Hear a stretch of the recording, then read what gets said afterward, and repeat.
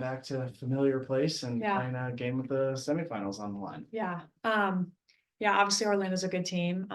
We prepared a lot for this game and we just hope to bring back 3 points. Yeah, I think we have done a really good job at kind of leaving the previous games in the past and just like focusing on the next one. So I'm really excited for us to finally come out and hopefully get our win. Questions?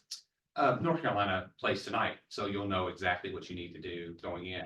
Now, tactically, you probably won't change anything, but is that just kind of a mental advantage, at least kind of know what's in front of you? Yeah, it is, but we're trying to just like not even think about North Carolina.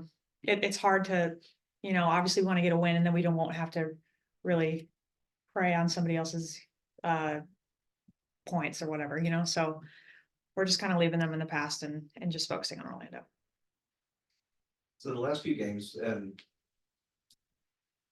we can see some changes that have been experimented with and things that are really working. 4 games in a row with above 80% pass accuracy.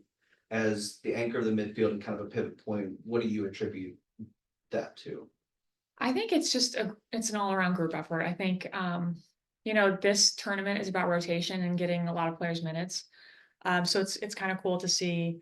I mean, me in particular, just playing with different girls.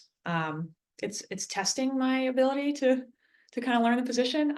But yeah, I mean, we have a great group of girls, and I'm just really proud of all of them, especially the people who have been out, like Jordy. She's been out for quite a long time, and now she finally gets her opportunity to play and prove herself. So yeah, it's good to kind of play with everybody.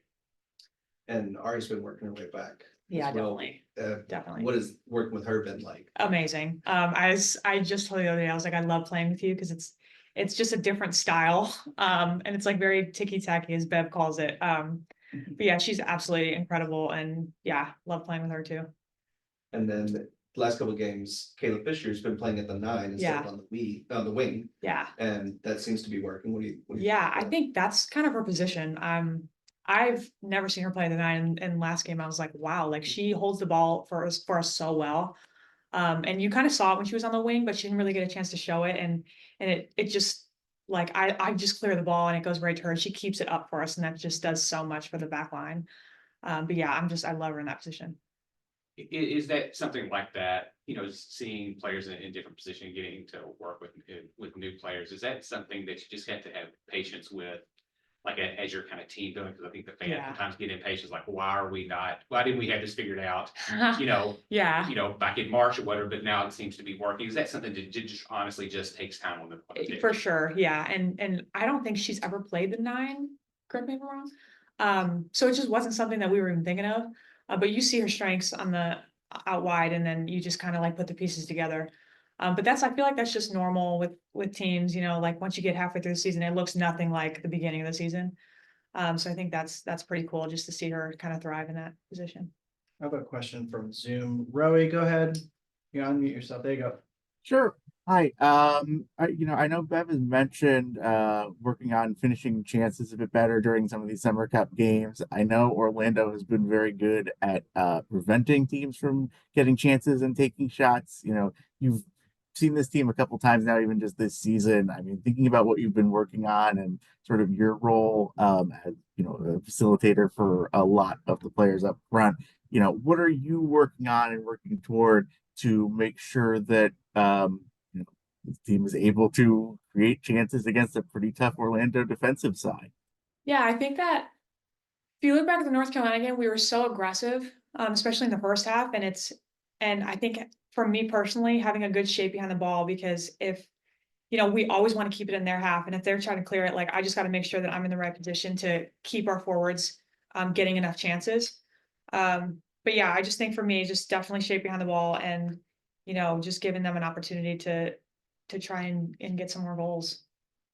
Rowie, And then second one. Yep, and then just while I have you, a bit more of a general question. I was curious if there's a bit of an art to winning an aerial duel. I know you are, tend to be quite good at it. I didn't know if, like, in terms of like technique or things beyond just, being able to jump higher and being taller than your opponent, if there is a bit of an art to it. I'd love to know.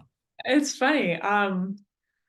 If anybody asks me this, they're just gonna be like, yeah, she's tall, of course she's gonna win it. But it took me a long time, and I pride myself on winning every single one. Like if I miss one, it really hurts me on the inside. And so, but yeah, I think it's definitely like the timing. Because I can't jump very high, but like I'm just taller. So, but if somebody gets a run up and jumps higher than me, like it's an even 50-50. So it's really about the timing, I would say. That's funny Okay, though. appreciate that. Thank you. Anything else? No? All right. Thank you, Taylor. Cool. Thanks, guys. Appreciate it. Safe